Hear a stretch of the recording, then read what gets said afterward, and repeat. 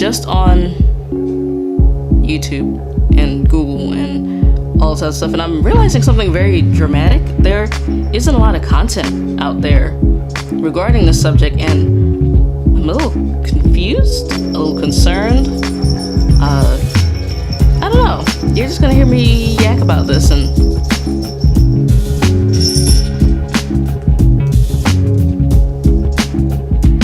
seriously? Did you really have to make all that noise? Or is that not you?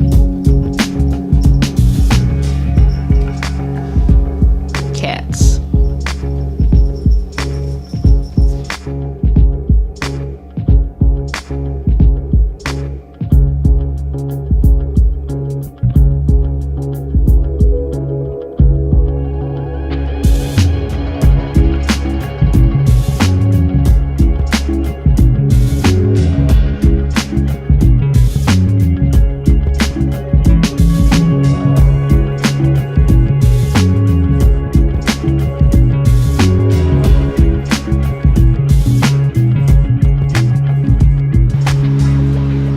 So, apparently, there is a lot of, well, maybe not a lot, but people have been asking, where are the black lady gamers? We exist. We actually exist in a greater number than you probably would expect. I'm setting up at a local college. I like the settings and the flowers are pretty, so I'm probably gonna take a few pictures of those if you're wondering where I'm sitting. I still am heavily into gaming. I usually end up spending anywhere of 3 to 4 hours a night gaming. I don't necessarily stream because I feel like I don't necessarily have a lot to say when I game. I'm absorbing everything. If I have friends with me, it's a lot easier. Most of my friends online are guys. I did find a couple of things when I was playing Destiny. I found the Sisterhood of Guardians. They are awesome. They're a wonderful, welcoming group of female gamers. All of them specialize in things like first-person shooters and RPGs. They are fantastic. Man, props to them. Black girl gamers out there. Black lady gamers. I'm gonna say lady gamers from now on because I really like lady gamers. More so. We're not mythological creature. We exist. Sometimes we just need a little encouragement. And a lot of times we just don't say anything. Sometimes those people you're playing on COD or Fortnite are one of us. We just don't mic for a lot of reasons why female gamers pick androgynous games in general and don't mic. It's annoying occasionally, and you kind of don't want to hear from the 12-year-old all the time when I'm just here to try and have fun. It is like we're some sort of weird mythical creature that doesn't exist, but we do exist. We've existed for many years, just as long as, you know, gamers have existed, we have existed. And sometimes, I think in some cases, we may not know that we are. We could be, but you just never had access to it. You were never exposed to it. You didn't necessarily have brothers. I was an only child. Which is ironic because a lot of people think that I was extremely spoiled as an only child. I was not. I did not get half the things I wanted. Simply because, you know, mom was working to help make sure that, you know, I was fed and clothed. So, you know, and I was acutely aware of that. I was not oblivious to that. So I never really pushed for things either. Not often. So the idea of me getting a computer along with a video game console, which might add I didn't necessarily get. I saved up my money to get my PS1. I saved up $20 a month for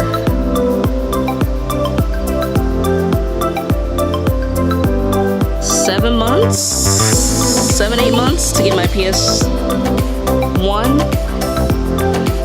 I had a part-time job in high school that helped pay for my PS2, and I got all my games pre-owned when I was gaming. I think I got one game as a gift. In fact, I think my games that really came as gifts were usually for Valentine's Day from my now fiance. In fact, I think he was like the first person to ever gift me a video game, if I remember correctly. So, I mean, tack on the fact that I did not necessarily come from a background where I could afford too many games. Yes, I don't necessarily have the huge background of video games that a lot of people can profess. I have gone back to play a lot of games. And even when I was in college, college was all-consuming. I had to take a break for a while. But, that's 20-some-odd years of video games? Nope, no more than that. 25 of video games. I have been attempting to. It's been only very recently that I've been able to kind of keep up with video games. I'm still behind. And now that I recently built a PC, there's a lot of PC games I'm going back and getting my hands into and figuring out what I missed. Why was this game so great for people? Now, I did play certain RPG classics like Final Fantasy X, Final Fantasy III. I played Chrono Trigger, Final Fantasy VII, Lunar Star Legacy, although those were ports that I played on SP while I was going to college, because that's when I had time. I didn't have a car, so I literally would just play while I was on the bus. And it was easy to conceal and put away that nobody could grab it. I was like super paranoid about my stuff. Even now, the concept of doing a vlog like this, I have the camera really close to me because I don't trust people like that. Just saying. So, while I do identify as a black lady gamer, it is not all of who I am, but it plays a major part of me. I'm all about technology, I'm all about learning new things, I love games, I love anime. I don't like board games, could not get into them, never gotten into them. I don't know what it is. I've tried. Back before I even had a video game console, we tried to play board games at home, hated it. It's not that I didn't understand them, I just don't like them. Books, manga, comics, Marvel, DC, that was part of my family. And I will say that my family was fantastic. I had an aunt that worked at NASA. I had another aunt that was always learning. She's always, ever since I could remember about her in my early years, she was studying. Mom was studying computer information systems when I was very young. I grew up in a family that embraced information from everywhere. And I grew up with the understanding that being well-rounded is a choice. And I think that that's not something that's encouraged anymore. It's almost perceived that you have to fit one thing or another. You have to be one thing or another. And it helped shape who I am now. And I have a bigger appreciation for not only the arts, but for technology. All of those things from the past, my aunt constantly learning, my other aunt encouraging me with books on science, that teacher in middle school who taught me how to put together a computer has shaped who I am. And I am unique, but I'm also a person of color.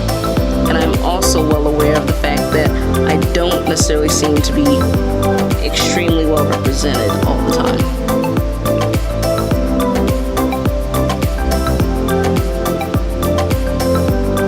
And the change does have to begin here. We'd like to see more of us, or at least the option. And can we have some real, like, curly, can you see that? Natural hair, aside from cornrows and locks. I love those, but there are other options. We have lots of other hairstyles, and I get you're not gonna be able to perform every hairstyle. I get it, but the reality is that you really don't offer very many curly styles in general. They're wavy. And can we work a little bit on black skin tone in a custom-made character so we don't come out as ashy? That'd be great. YouTube is a platform where everybody can post content. YouTube is also a platform where you can help incite a change. If me or, black girl gamers or, lady gamers can help affect a change by simply being here, by simply raising our hand saying that we exist, then I'm gonna do it. And if I help some little girl who stumbles onto this, if you make it to this far, because I'm not doing anything very impressive, to understand that it's okay, I'm strange too. I really made this video to let other girl gamers, especially African American ones, know that we do exist. We are out here. We are gaming. And while we may not make up a huge chunk of the market yet, we do make up a part of the segment of the market.